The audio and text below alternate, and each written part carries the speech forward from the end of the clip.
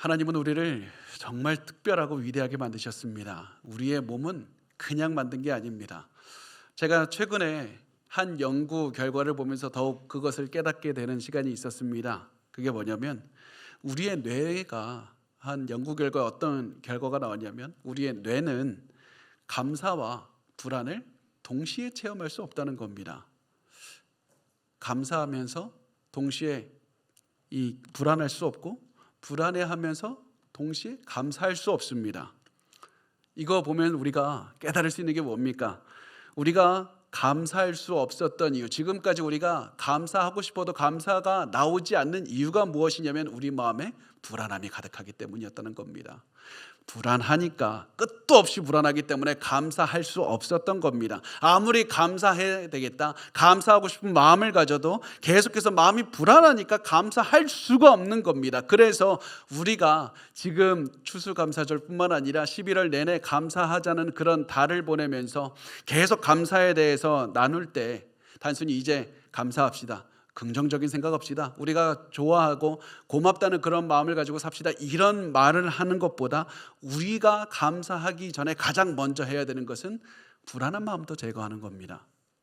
불안부터 마음에서 제거해야 됩니다. 그러면 이제 어떻게 해야 불안을 제거할 수 있습니까? 이 질문을 들은, 불안을 어떻게 제거해야 되느냐는 이 질문을 들은 많은 사람들이 이렇게 대답을 합니다. 제가 불안하지 않기 위해서는 저를 불안하게 만드는 환경이 바뀌면 됩니다. 저를 불안하게 만드는 어려움이 사라지면 됩니다. 나를 불안하게 만드는 어려움이 사라지면 저 불안하지 않을 수 있습니다. 그래서 지금 나를 불안하게 만드는 내 가족의 문제, 내 자녀의 문제, 내 건강의 문제만 해결되면 됩니다. 그런데 과연 그렇습니까? 우리의 인생을 돌아보면 우리를 불안하게 만드는 환경은 항상 존재합니다. 종류만 변할 뿐이지 항상 존재합니다. 가족으로 인한 불안이 사라지면 곧바로 재정으로 인한 불안이 찾아옵니다. 재정으로 인한 불안이 사라지면 갑자기 내 건강에 문제가 시작됩니다. 모든 문제가 불안이 계속 찾아오는 겁니다. 우리의 환경은 끊임없이 우리를 불안하게 만들기 때문에 이 환경, 불안하게 만드는 환경이 사라지면 내가 불안하지 않게 되겠다, 이런 것은 존재할 수가 없는 겁니다. 우리는 죽을 때까지 불안할 수밖에 없는 환경에 둘러싸여 살아갑니다. 그러면 이제 우리 불안하지 않으려면 어떻게 해야 됩니까? 많은 사람들은 또 이렇게 얘기를 합니다. 내가 이제부터 노력하겠습니다. 내가 노력해서 감사하는 생각을 많이 하겠습니다. 감사하는 생각을 많이 하면 내가 불안하지 않게 될 수 있지 않겠습니까? 감사할 때 불안하지 않으니까 감사하는 노력을 많이 하겠습니다. 맞습니다. 분명히 우리가 감사하는 노력을 많이 하면 불안을 어느 정도는 이겨낼 수 있을 겁니다. 그런데 우리의 문제가 뭐냐면 우리의 능력에는 한계가 있다는 겁니다. 우리의 노력에는 한계가 있습니다. 우리가 열심히 노력해서 감사할 것을 많이 생각한다 할지라도 불안한 환경을 마주하면 우리는 곧바로 감사하는 생각을 잊어버릴 겁니다. 곧바로 불평할 겁니다. 우리는 감사한다고 하루 종일 감사합니다, 감사합니다 얘기하다가 배만 아파도 갑자기 짜증이 몰려오고 두통만 몰려와도 갑자기 온갖 화가 나면서 감사가 뭡니까? 불평하고 원망하고 하나님께 삿대질할 수도 있습니다. 우리는 노력해서 감사하는 것을 잠깐 할 수는 있어도 예상 못한 시련이 찾아오면 두려워하고 불안하게 되는 게 우리의 한계인 겁니다. 노력해서 얻은 감사는 금방 사라집니다. 그래서 환경의 변화도 우리의 불안을 해결하지 못하고 우리의 노력도 우리의 불안을 결국 해결하지 못한다면 우리가 불안을 없애기 위해서 어떻게 해야 됩니까? 불안을 어떻게 해야 제거할 수 있습니까? 그것은 우리가 오늘 이제 읽을 말씀을 반드시 여러분이 하시고 불안하면 이 말씀을 기억하시고 반드시 외우셨으면 좋겠습니다. 이 말씀 빌립보서 4장 6절에서 7절 말씀을 여러분 우리 외운다는 마음으로 하나씩 단어를 씹어보면서 천천히 한번 읽어보도록 하겠습니다. 시작. 아무것도 염려하지 말고 다만 모든 일에 기도와 간구로 너희 구할 것을 감사함으로 하나님께 아뢰라. 그리하면 모든 지각에 뛰어난 하나님의 평강이 그리스도 예수 안에서 너희 마음과 생각을 지키시리라. 아멘. 아멘. 여기서 성경에서 무슨 말씀합니까? 아무것도 염려하지 말라, 불안해하지 말라. 너희가 불안하지 않기 위해서, 염려하지 않기 위해서, 이 명령에 순종하기 위해서 결국 무엇이 필요하다고 합니까? 다만 모든 일에 기도와 간구로 너희 구할 것을 감사함으로 아뢰라. 그리하면 모든 지각에 뛰어난 하나님의 평강이 너희 마음과 생각을 지키시리라. 그러면 하나님의 평강이 있으면 우리는 불안하지 않게 된다. 평강이 있으면 우리는 염려하지 않게 된다는 겁니다. 그러면 하나님의 평강이 뭡니까? 평강이 있어야 감사할 수 있는데 평강이 뭡니까? 하나님의 평강은 우리가 흔히 말하는 샬롬이 하나님의 평강입니다. 하나님의 샬롬이 있으면 우리를 불안하게 만드는 모든 문제들을 제거할 수 있는 겁니다. 하나님의 샬롬이 있으면 우리가 상식을 뛰어넘어서 평강을 누릴 수가 있는 겁니다. 하나님의 샬롬은 우리가 어떤 생각을 합니까? 사람들이 무슨 이 평강이 있다고 해서 내가 가지고 있는 문제가 사라지겠습니까? 샬롬이 있다고 해서 내가 더 이상 불안하지 않게 될 수가 있습니까? 나 평생 동안에 노력해봤는데 계속 염려됩니다. 계속 불안합니다. 내 인생 할 수가 없습니다. 그런데 하나님의 평강이 오면 우리의 상상을 뛰어넘어서, 상식을 뛰어넘어서 우리의 마음을 평안하게 하신다는 겁니다. 그것이 어떻게 쓰여졌냐면 모든 지각에 뛰어난 하나님의 평강이라고, beyond understanding, 우리의 예상 이해를 뛰어넘어서 하나님의 평강이 우리를 지켜준다는 겁니다. 그래서 우리의 평강, 이 하나님이 주시는 평강은 우리에게 평화를 주시고 우리의 불안감을 없애주실 뿐만 아니라 앞으로부터 오는 모든 공격, 불안의 공격, 염려의 공격으로부터 우리를 지켜주실 겁니다. 그래서 하나님의 평강이 그리스도 예수 안에서 너희 마음과 생각을 지키시리라. 군인이 지키는 것처럼 너희의 마음을 지킬 것이다. 너희 마음속에 불안과 염려와 온갖 불신, 하나님에 대한 불신이 공격이 올 때 다 지켜낼 것이다. 샬롬이, 이것이 바로 하나님이 주시는 샬롬의 힘인 겁니다. 샬롬이 있어야 불안감을 이겨낼 수 있고 감사할 수 있습니다. 샬롬이 있어야 어려운 환경도 이겨내고 환경 가운데에서도 기뻐하면서 하나님께 감사할 수 있는 겁니다. 그렇다면 이제 하나님의 평강, 샬롬을 얻기 위해서 무엇을 해야 되는가? 샬롬을 있어야지 우리가 감사할 수 있고 불안하지 않을 수 있는데 어떻게 샬롬을 얻을 수 있습니까? 이때 우리가 기억해야 되는 것은 샬롬은 노력해서 얻는 게 아니라는 겁니다. 샬롬은 내가 상황이 바뀐다고 해서 얻을 수 있는 게 아닙니다. 샬롬은 하나님의 선물로 받는 겁니다. 샬롬은 하나님과 친밀한 관계를 통해서 선물로 주시는 겁니다. 은혜를 주시는 겁니다. 샬롬은 우리가 노력해서 얻을 수 있는 것도 아니고 환경이 좋아져 얻을 수 있는 것도 아니라 샬롬은 하나님과 친밀하게 동행해야 할 때만 얻을 수 있는 겁니다. 그러면 어떻게 하나님과 친밀해질 수 있습니까? 어떻게 해야만 하나님과 동행할 수 있습니까? 단 한 가지입니다. 복음을 기억하셔야만 됩니다. 예수 그리스도를 믿을 때 하나님과의 평강, 샬롬을 얻을 수가 있습니다. 예수 그리스도를 믿으면 우리가 하나님과 함께 할 수 있고 예수 그리스도를 믿으면 하나님과 동행할 수 있는 겁니다. 우리가 예수 그리스도께서 나를 위해서 죽으시고 나를 위해서 부활하셨다는 그 사실을 믿을 때 우리가 비로소 하나님과 함께 할 수 있고 하나님과 동행할 수가 있습니다. 하나님께서 주시는 샬롬을 체험할 수가 있습니다. 우리가 잘 기억하셔야만 됩니다. 문제가 없을 때가 아닙니다.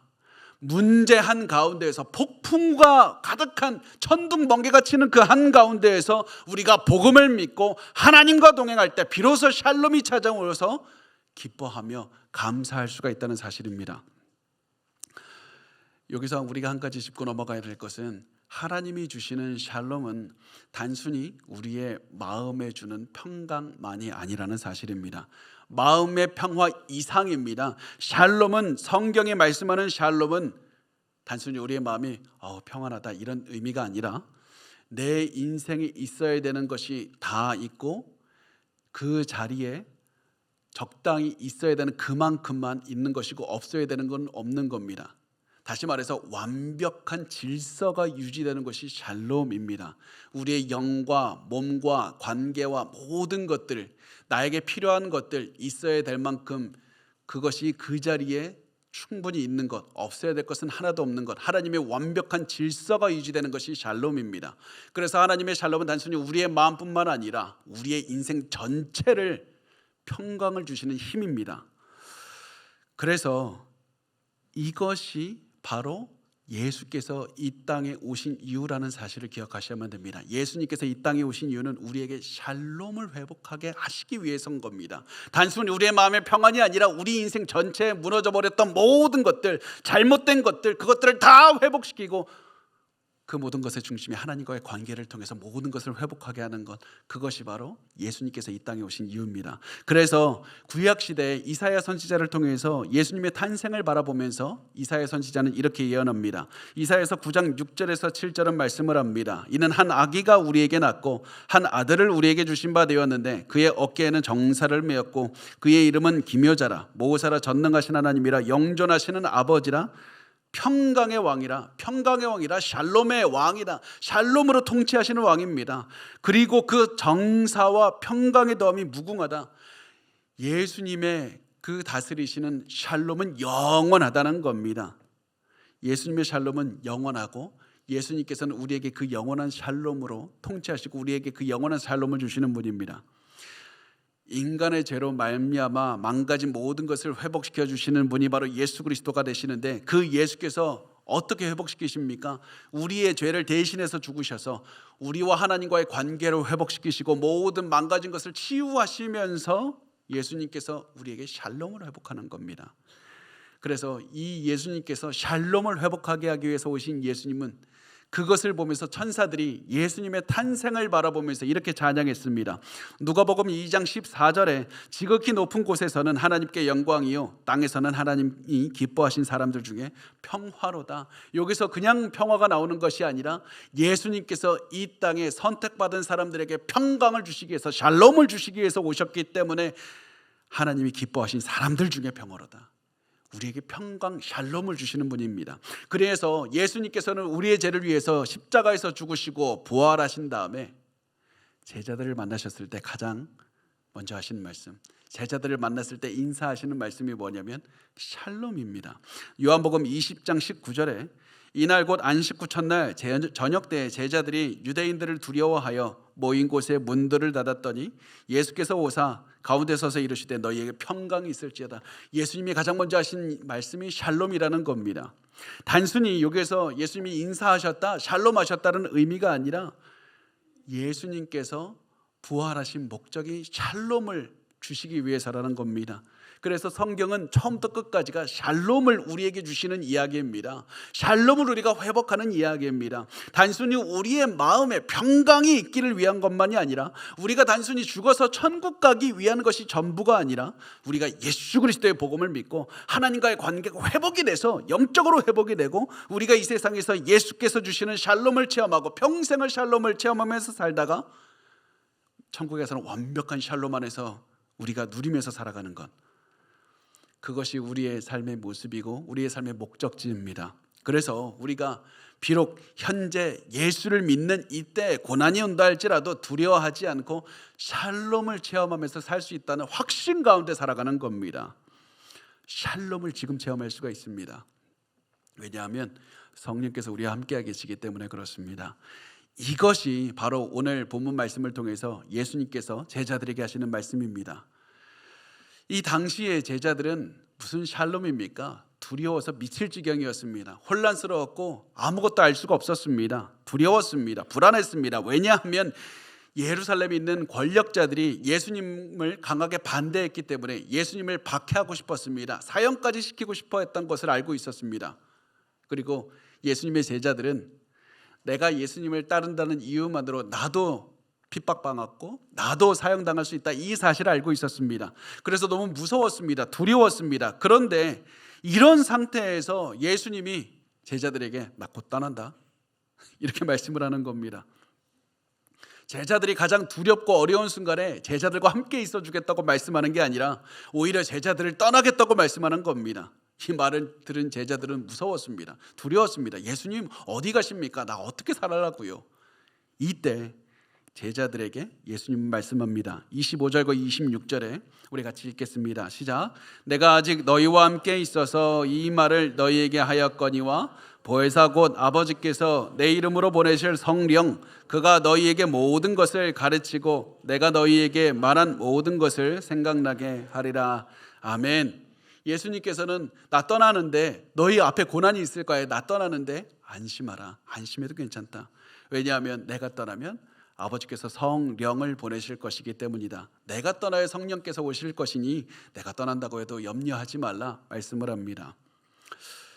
그렇다면 이 제자들의 마음에 성령께서 무슨 일을 하시기 때문에 이 두려워하고 불안해하는 제자들을 안심시키면서 예수님께서 성령께서 오신다 안심하라고 말씀을 하셨을까요? 예수님이 떠난 다음에 성령께서 사람들 안에 오셔서 무엇을 하시길래 안심해도 된다고 하셨을까? 예수께서는 성령께서 하시는 일을 알려주시기 위해서 사용한 글자가 있습니다. 단어가 보혜사라고 번역된 그런 단어를 쓰셨습니다. 보혜사를 이해하면 성령께서 하시는 사역을 이해할 수가 있습니다. 보혜사가 어떤 의미일까? 그게 우리 시대에 어떤 의미가 될까? 이 달라스 신학교의 전 총장이신 척 스윈돌 목사님이라고 계십니다. 이 목사님께서 보혜사를 요즘 시대로 비유하자면 마치 코치와 비슷하다고 이렇게 얘기를 하십니다. 이 보혜사라고 번역한 헬라어 파라클라이토스라는 단어인데, 파라클라이토스라는 단어는 마치 요즘으로 치면 달리기 선수로 옆에서 함께 뛰면서 조언도 해주고 잘못 뛴 것을 고쳐주는 그런 러닝메이트, 코치와 같다고 얘기를 합니다. 코치가 하는 역할이 뭡니까? 선수가 훈련에 전념하게 해줍니다. 훈련을 방해하는 장애물을 없애줍니다. 이 선수의 마음속에 잘못된 것들을 다 없애줍니다. 이 잘못된 그 태도나 많은 것들을 고쳐줍니다. 그래서 결국 목표를 이루게 하는 사람이 코치가 아니겠습니까? 마찬가지로 성령도 우리를 훈련시켜서 결국 우리의 삶의 목표, 예수 그리스도를 닮아가게 하는 것, 그리고 예수께 결국 순종하게 한다는데 그 목적이 있는 겁니다. 우리가 예수의 말씀에 순종하는 목적을 이루기 위해서 성령께서 하시는 사역이 그리스도의 말씀을 가르치는 사역이라는 겁니다. 그리스도께서 제자들에게 하셨던 말씀을 성령께서 기억나게 하시고 그 말씀을 가르쳐 주셔서 제자들이 예수님의 말씀을 따르게 하시고, 그래서 그 말씀을 따라서 살아가다가 이제 제자들의 마음에 불안감, 두려움이 없고 항상 평안함만 가득하게 해주신다는 겁니다. 그래서 실제로 예수께서 승천하신 다음에 성령께서 제자들에게 오셔서 예수님의 말씀을 기억하게 하시고 신약 성경 기록하게 하시고요. 우리가 이제 성경을 볼 때 성령께서 어떻게 일을 하시냐면, 이 성령은 우리 안에도 지금 역사하셔서 우리가 성경을 볼 때 단순히 인포메이션, 정보로 입력하는 것이 아니라 이것이 나에게 주는 말씀으로 인식을 하고, 제가 성령에 의해서 말씀을 전하면 여러분이 그것을 듣고 그냥 어떤 정보로 인식하는 게 아니라 목회자의 입을 통해서 전달된 그 말씀이 성령께서 우리의 가슴에 심으시고 내 말씀에 적용하게 하시고 살아나게 하시는 그 능력이 바로 성령으로부터 나온다는 겁니다. 성령께서는 결국 말씀을 통해, 예수 그리스도의 말씀, 성경 말씀을 통해서 우리에게 평안을 주신다고 말씀을 하는 겁니다. 우리의 삶에 비가 오고 바람이 불고 천둥이 쳐도 성령께서는 우리에게 동일하게 여전히 예수 그리스도의 말씀을 기억하게 하시고 말씀을 적용하게 하셔서 결국 우리가 삶을 예수님의 말씀대로 살아가게 하셔서 삶의 평안함, 샬롬을 체험하게 하시는 겁니다. 그래서 예수께서는 이 말씀을 하면서 성령께서 오신다, 그러니까 너희 안심하라 이렇게 말씀하면서 이렇게 이어서 말씀합니다. 우리 27절 굉장히 중요한 말씀인데 같이 읽겠습니다. 시작. 평안을 너희에게 끼치노니 곧 나의 평안을 너희에게 주노라. 내가 너희에게 주는 것은 세상이 주는 것과 같지 아니하니라. 너희는 마음에 근심하지도 말고 두려워하지도 말라. 아멘. 성령께서는 근심에 찬 우리의 마음에 하나님의 말씀, 하나님의 진리의 말씀을 주시면서 평안을 허락하신다는 겁니다. 성령께서 주시는 평안인 샬롬이 무엇입니까? 여기에서 우리가 집중해야 되는 것이 무엇이냐면, 예수님께서 이렇게 말씀합니다. 평안을 너에게 끼치노니 곧 나의 평안을 너에게 주노라. 단순히 내가 평안을 주노라라고 하지 않고 나의 평안, 내가 가지고 있는 평안, 하나님께서 누리고 있는 평안, 하나님 예수님께서 누리고 있는 완벽한 평안을 너희에게 주겠다고 말씀을 하는 겁니다. 그래서 세상이 주는 평안과는 질적으로 다르는 겁니다. 예수님이 주시는 평안은 신이 주시는, 하나님께서 누리고 계시는 그 평안을 우리에게 주시기 때문에 세상의 노력을 통해서도, 우리가 환경의 변화를 통해서도 이 평안을 체험할 수가 없는 겁니다. 세상이 주는 평안은 어떤 평안입니까? 세상이 주는 평안은 문제가 없을 때 얻게 되는 평안입니다. 세상이 주는 평안은 너의 모든 문제가 사라지면 평안을 주겠다고 그렇게 약속을 하는 것이 세상이 주는 평안입니다. 그런데 하나님이 주시는 평안은 고난 속에서도 체험할 수 있는 평안입니다. 왜냐하면 이 말씀을 하시는 예수님께서 십자가를 앞두고 계셨기 때문에 그렇습니다. 바로 앞에 죽을 것을 알면서도 예수님께서는 내 평안을 너희에게 주노라. 나 지금 나를 죽이려는 자들이 지금 줄 서 있다. 나 조금 있으면 엄청난 고난을 당하다가 죽을 것이다. 그럼에도 불구하고 나는 지금 평안을 누리고 있다. 이 평안을 너희에게 주노라. 너희도 고난이 있느냐? 그 가운데서 평안을 누릴 수가 있다. 왜냐하면 하나님이 주시는 평안은 엄청난 고난 속에서도 누릴 수 있는 평안이고, 이 평안이 고난 가운데서도 누릴 수 있는 이유는 하나님과 친밀한 관계 속에서 누릴 수 있는 것이기 때문에 그렇습니다. 성령께서 우리 안에서 친밀하게 나와 함께 거주해 주시기 때문에 그렇습니다. 우리가 두려워할 필요 없는 이 하나님과의 떨어짐, 내가 비록 죄를 짓고 나 못났지만 그럼에도 불구하고 나를 버리지 않고 나와 함께 하시는 성령께서 내 안에 거시고 성령께서 나에게 평안을 주시기 때문에 우리는 두려워하지 않을 수가 있는 겁니다.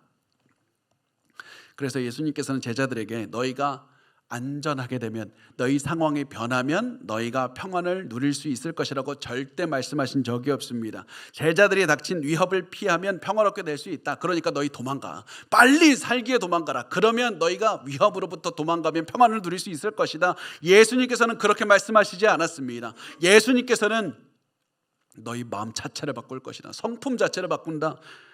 그렇기 때문에 예수님께서 우리 안에 있는 내면을 아예 바꾸셔서 평안을 누릴 수 있게 해주시기 때문에 환경에 구애받지 않고 우리는 항상 예수를 닮아서 평안할 수가 있는 겁니다.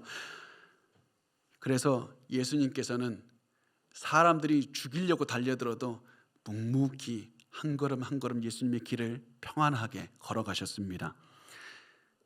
그렇다면 예수님은 어떻게 이 평안함을 유지할 수가 있었을까? 사실 우리가 쉽지 않지 않습니까? 너무 어렵습니다. 평안을 어떻게 우리가 유지하면서 누리면서 살아갈 수가 있습니까?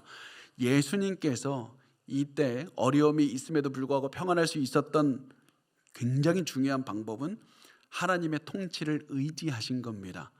하나님께서, 하나님 아버지의 손에 모든 것이 달려있다. 내가 고난을 당해도 십자가에서 죽어도 나는 피해 당한 사람이 아니라, 하나님이 실수한 게 아니라 하나님이 나를 통치하면서 이끌어 가신다. 이것이 있었기 때문에 예수님께서는 완벽한 평안함으로 이 십자가를 향해 걸어가실 수가 있었던 겁니다. 여러분, 이게 중요합니다. 우리가 온 세상을 하나님께서 통치하신다는 사실을 믿는 게 중요합니다. 그래서 이 믿음이 중요하기 때문에, 하나님을 믿는 믿음, 이 믿음이 중요하기 때문에, 믿으면 당연히 우리가 평안할 수 있고 두렵지 않게 될 수 있기 때문에 예수님께서는 근심하지도 말고 두려워하지도 말라 명령하신 겁니다. 너희 근심하지 않았으면 좋겠어. 요즘 자주 하는 말투로 너희 두려워하지 않았으면 참 좋겠다. 하나님 두려워하지 않겠습니까? 그것이 아니라 두려워하지 말라. 왜냐하면 믿음이 있으면 두려워하지 않게 되기 때문에 그렇습니다. 결국 믿음의 문제라는 겁니다. 그래서 너희가 온 세상을 창조하시고 통치하신 예수 그리스도, 그 하나님께서 너희와 함께하고 계시고 너희에게 두려워하지 말라고 하셨고, 하나님 아버지께서 너희 인생을 인도하신다. 그것을 알면 너희 두려워할 것이 없다. 폭풍이 와도 두려워할 수가 없다. 하나님의 통치를 믿고 살라. 그러면 예수님의 평안을 체험할 수가 있다. 그런데 이렇게 말씀을 드리면 어떤 분들은 솔직한 마음으로 이렇게 고백을 하시는 분들이 있습니다. 사실 저도 알겠습니다. 그런데 제가 실수할까 봐 제가 참 무섭습니다. 제가 폭풍 가운데 제가 믿고 제가 걸어가겠는데 제가 그러다가 잘못된 선택을 하고 제가 혹은 죄를 짓고 제가 혹은 잘못된 정보를 가지고 또한 잘못된 그런 삶을 살아가면 그때 내가 어떻게 되겠습니까? 이 폭풍 가운데 이 너무 큰 이 여파가 오지 않겠습니까? 이 폭풍 가운데 내가 무너질 수밖에 없지 않겠습니까? 그러면 내가 어떻게 살아가겠습니까? 사람들이 나를 죽이려고 하는데 이 상황에서 내가 조금이라도 실수하면 무너질 것 같은데 나 어떻게 해야 됩니까? 그래서 불안하다고 말씀을 하는 분이 있습니다.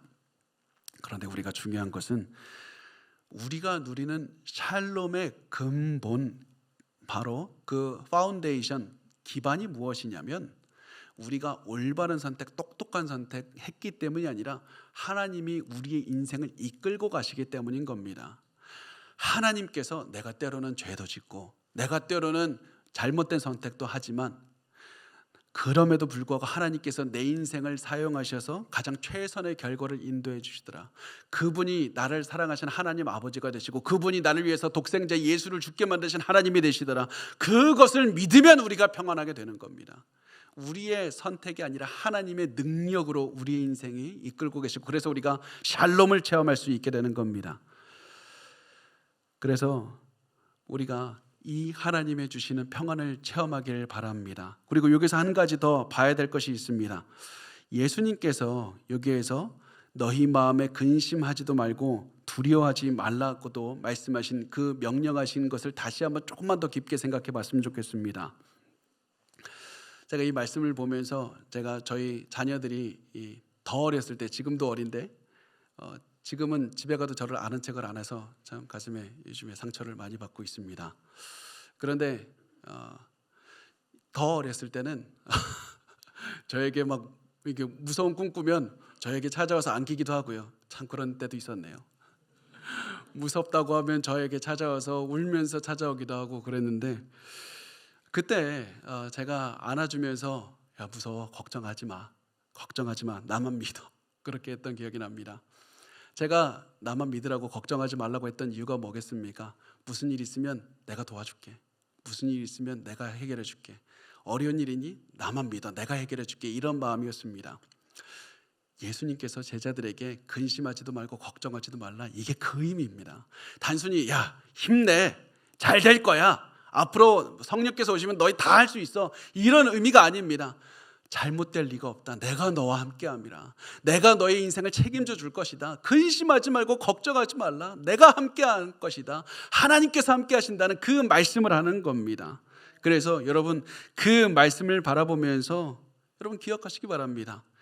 여러분 만약에 우리 삶에서 살다 보면 우리가 큰 일들도 하게 됩니다. 우리가 살다 보면 큰 사인 계약 같은 것도 할 때도 있고 세상을 움직여야 되는 엄청난 일도 할 때가 있습니다. 그런데 그 엄청난 일, 고난 속에서도 엄청난 평안을 얻고 이겨내고 세상 사람들이 놀라게 만한 위대한 일들을 하는 그 모든 것의 힘은 어디서 얻느냐면 바로 아무도 안 보는 곳에 내 뒤에 잠잠히 서 있어주는 그 한 사람, 나를 믿어주고 나와 함께 하겠다고 약속해주고 나의 손을 붙잡아주는 그 한 사람이 있으면 엄청난 일을 할 수가 있는 겁니다. 세상을 움직이는 엄청난 전쟁을 하는 사람, 그 위대한 일을 할 수 있는 힘이 어디서 생기냐면 뛰어난 전략이나 능력이 아니라 아무도 보이지 않는 곳에서 나 당신 이번 일이 잘못돼도 나 도망가지 않아. 나 이 자리에 서 있을게. 그 한 사람 보고 힘을 얻고 용기를 얻고 세상에 나갈 수 있는 능력이 생기는 겁니다. 지금까지 하지 못한 엄청난 힘을 가지고 두려움에도 불구하고 앞장서서 나갈 수 있는 이 능력이 생기는 겁니다. 내가 당신과 함께라면 진흙탕이라도 내가 구르겠다. 그 한 사람만 있으면 우리 당당하게 힘을 얻고 앞에서 나갈 수가 있는 것 아닙니까? 목숨 걸고 싸울 수 있는 것 아닙니까? 사람 한 명이 우리를 믿어줘도 그렇게 능력이 있는데 예수께서 내가 책임져 주겠다고, 내가 너와 함께 하겠다고, 두려워하지 말라고, 이런 마음을 우리가 확신을 가지면 얼마나 우리가 위대한 일을 할 수 있겠습니까? 우리가 때로는 엉망인 인생 삽니다. 잘못된 인생을 살 때도 있습니다. 죄를 지을 때도 있습니다. 모자란 부분이 있을 때도 있습니다. 우리가 진흙탕으로 내려갈 때도 있습니다. 그런데 내가 진흙탕으로 내려갔는데 하나님께서 내가 너와 함께 하겠다, 내가 너를 건져내겠다, 그런 마음으로 말씀을 해주시는 겁니다. 그 증거가 어디 있습니까? 말뿐이 아닙니다. 우리가 죄 가운데서 당연히 지옥 가는 게 마땅할 때 우리를 위해서 예수께서 대신 오셔서 대신 이 십자가의 고난을 지시고 우리를 위해서 대신 죽으시고 그리고 우리를 부활하셔서 우리가 이제 부활의 삶을 소망을 두고 살아갈 수 있도록 이끌어 주시는 분이 바로 예수님 아니십니까? 그래서 그 나와 함께 하신 예수님, 나와 함께 진흙탕이라도 굴러주겠다고 말씀하시는 그 하나님이 있는데 어떻게 우리가 포기할 수 있습니까? 우리 포기할 수 없습니다. 우리 이겨낼 수 있습니다. 눈앞에 폭풍이 와도 죽을 것 같은 큰 두려움이 와도 우리 절대 도망가지 마십시오. 성령께서 함께 하십니다. 성령께서 여러분을 떠나지 않으십니다. 성령께서 여러분을 지켜주신다는 사실을 믿고 그 자리에 서 계시고 그 자리에 서서 굳건하게 하나님을 믿는 믿음으로 살아가셔야만 됩니다. 예수님께서는 이 시각을 가지고 너희 분명히 이겼다, 너희 성령께서 함께 하시니 너희 반드시 승리한다, 그리고 예수님의 사역도 승리한다, 그것을 믿는 마음으로 예수님의 지금 떠나감을 바라보라고, 예수님의 십자가를 바라보라고, 예수님은 승리하신다는 그 사실을 믿는 믿음으로 예수님의 죽음을 바라보라고 그렇게 하시는 겁니다. 성령께서 결국에는 모든 것이 지나서 성령께서 너에게 오셔서 너희와 함께 하시는 것을 기억하라. 얼마나 기쁜가. 모든 것은 다 승리할 수밖에 없다. 그래서 예수님께서는 이렇게 말씀을 하는 겁니다. 28절과 29절에 내가 갔다가 너희에게로 온다 하는 말을 너희가 들었나니 나를 사랑하였더라면 내가 아버지께로 감을 기뻐하였으리라. 아버지는 나보다 크심이라 이제 일이 일어나기 전에 너희에게 말한 것은 일이 일어난 때에 너희로 믿게 하려 함이라. 아멘. 예수님께서는 예수님이 떠나는 것을 보고 제자들에게 기뻐하라. 내가 떠나는 것을 보면서 너희는 기뻐해야 된다. 왜냐하면 예수님이 하나님께 가는 것이, 아버지께 가는 것이 이득이기 때문이다. 예수께서 떠나셔야 승천하셔야 성령께서 오시기 때문이다. 제자들은 이해하지 못했습니다. 예수님 왜 죽어야 됩니까? 예수님 죽으신 다음에 부활하신다는 게 그게 가능합니까? 부활하실 것도 이해하지 못하고 모든 것을 이해하지 못하지만 결국 성령께서 오셔서 알려주시고 이해하게 해주실 것이다. 이 모든 사실을 아시는 예수님께서는 너희 앞에 이제부터 엄청난 일이 생길 거야. 정말 무서운 일이 생길 거야. 무서워서 너무 도망가고 싶은 일들도 생길 거야. 그런데 걱정하지 마라. 아무리 내가 너희 옆에서 죽어서 끔찍한 것처럼 보이고 너무 가슴이 아프고 두려움에 벌벌 떨어도 너희 걱정하지 마. 그 모든 것은 너희를 위한 일이다. 이 말씀을 하는 겁니다. 여러분, 이 말씀이 여러분에게 반드시 적용하셔야만 됩니다. 우리 앞에 지금 눈앞에 어떠한 일이 생길지는 모릅니다. 때로는 우리를 두렵게 만드는 일도 생길 수 있습니다. 가슴을 메어지게 만드는 소리도 귀에 들릴 수 있습니다. 마치 제자들 앞에서 그렇게 사랑하던 예수님이 고난당하다가 십자가에서 죽는 모습을 볼 때 억장이 무너지고 이제 어떻게 살아가야 되나 도망가는 그런 마음을 가졌던 제자들의 마음처럼 우리의 마음도 그런 마음으로 채워질 수가 있습니다. 그렇지만 그때에도 예수님의 말씀을 기억하셔야만 됩니다. 두려워하지 말라. 눈앞에서 어떤 일이 벌어져도 두려워하지 말라. 왜냐하면 예수께서 우리와 함께 하시겠다고 약속하셨고 성령을 우리에게 주시겠다고 약속하셨고 지금 성령께서 우리와 함께하고 계시기 때문에 그렇습니다. 성령께서 여러분과 함께 하십니다. 그런데 우리가 방금 나눈 것처럼 예수님은 우리에게 평안을 주겠다고는 하셨지만 고난이 없는 삶을 약속하진 않았습니다. 여전히 어려운 삶이 있습니다. 그래서 30절에 이렇게 말씀을 합니다. 이후에는 내가 너희와 말을 많이 하지 아니하리니 이 세상에 임금이 오겠습니다. 그러나 그는 내게 관계할 것이 없으니. 여기서 세상의 임금은 사탄을 의미합니다. 사탄이 예수님의 제자들을 계속 괴롭힐 것이다 말씀합니다. 그리고 실제로 사탄은 가룟 유다를 통해서 예수님을 십자가에 못 박을 것이라 마찬가지로 사탄은 예수님이 떠난 뒤에도 제자들을 괴롭힐 것입니다. 힘들게 할 겁니다. 그렇지만 예수님 말씀합니다. 내가 십자가에 못 박혀 죽는 모습을 보는 너희 반드시 기억해야 된다. 내가 십자가에서 죽어도 너희 반드시 기억해야 돼. 사탄은 내게 관계할 것이 없다. 사탄은 내게 관계할 것이 없다. 이게 무슨 얘기입니까? 이 말씀은 우리가 조금 더 쉬운 성경 다른 번역본으로 보면 이해하기가 쉽습니다. 신약성경 요한복음 14장 30절에 보면 이렇게 되어 있습니다. 사탄은 내게 관계할 것이 없다는 말이 이 세상의 통치자는 나를 마음대로 할 권세가 없다. 나를 마음대로 할 수가 없다. 왜 그렇습니까? 사탄은 예수님의 사역을 방해하려고 할 거지만 실패할 겁니다. 왜냐하면 사탄이 예수님께서 지은 죄가 있다면 그것을 이용해서 예수님을 무너뜨렸을 텐데 예수님은 지은 죄가 하나도 없습니다. 그래서 사탄은 예수님께서 아무런 죄가 없기 때문에 영원한 처벌도 받게 할 수 없고 아무것도 할 수 있는 게 없습니다. 사탄이 예수님을 십자가에서 죽여도 그것은 사탄이 예수님을 마음대로 해서 죽인 증거가 아니라 하나님의 계획 안에서 이루어진 것이라는 것을 너희 반드시 기억해야 된다.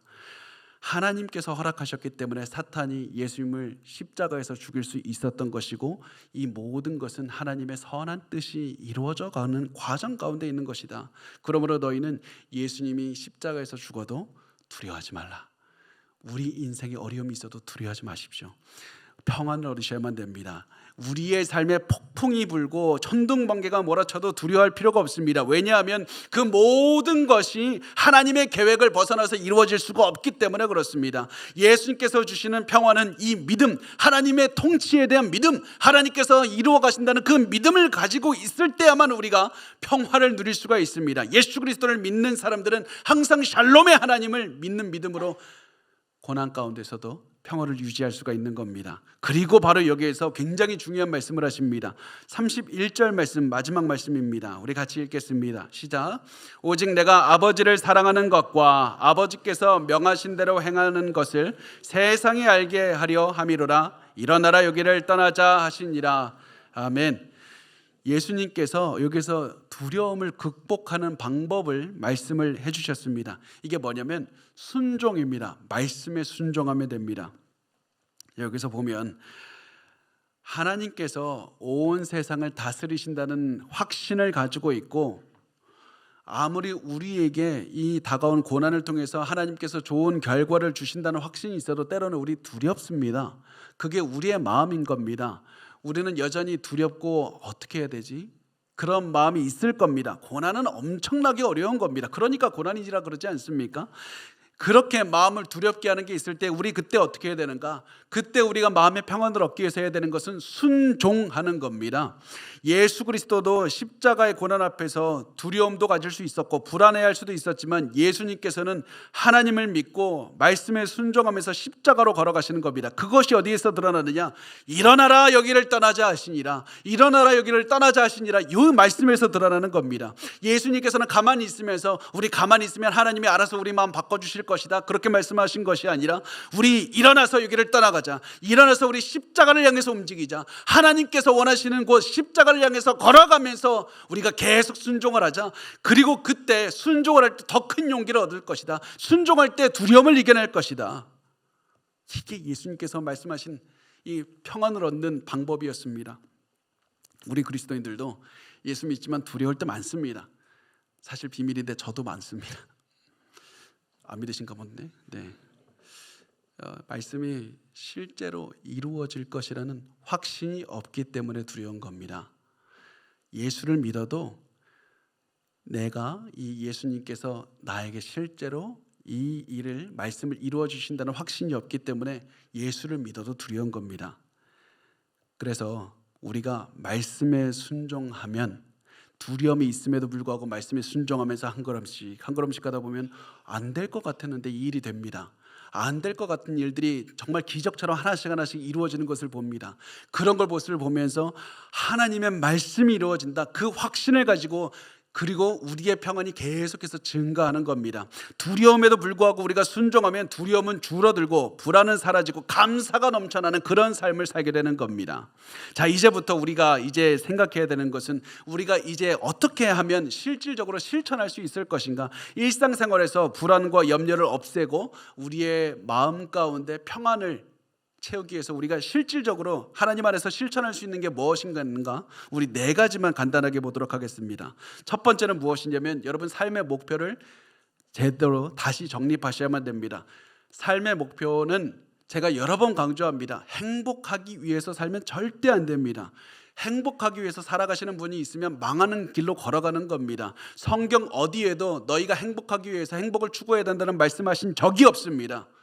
그런데 왜 이렇게 많은 분들이 교회 오는 이유가 행복하기 위해서, 결혼하는 이유가 행복하기 위해서, 자녀 낳는 이유가 행복하기 위해서, 돈 버는 이유가 행복하기 위해서 사니까, 그 감정 하나만을 위해서 사니까 우리 인생이 조금만 배가 아프고 조금만 기분이 안 좋아지면 내 인생은 왜 불행할까 이러면서 자신을 굉장히 탓하면서 불행한 인생을 살아가는 것 아닙니까? 지금 우리에게 필요한 것은 행복이 아니라 순종입니다. 순종입니다. 우리에게 맡겨진 일을 하는 겁니다.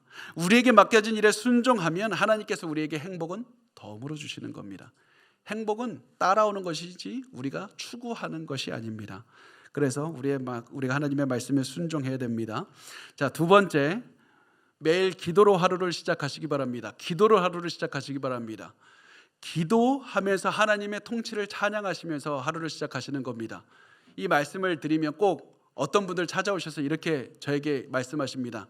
제가 하루를 기도로 시작하려고 했는데 기도로 시작하려고 보니까 아침에는 정신이 없어요, 목사님.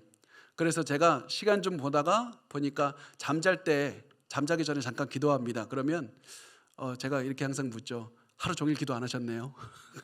안 했어요.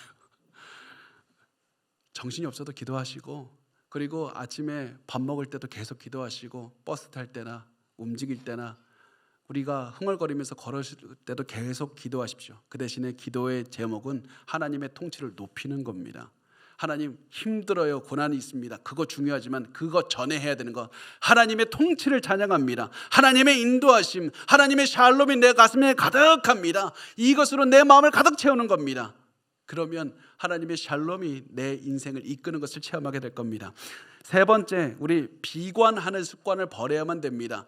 우리 비관하는 습관, 우리 인생을 비관적으로 바라보는 습관 버리시길 바랍니다. 이것처럼 정말 우리의 심령을 망가뜨리는 습관도 없습니다. 조금만 안 좋은 일이 벌어지고, 조금만 사람이 나에게 상처 주고, 조금만 누가 나에게 안 좋은 얘기하면 내 인생은 왜 이래? 내 인생은 역시 이렇게 고난이 많아. 다른 사람들 다 잘 사는데 왜 나는 이럴까? 내가 시작만 하려고 하면 이런 어려운 일이 있다.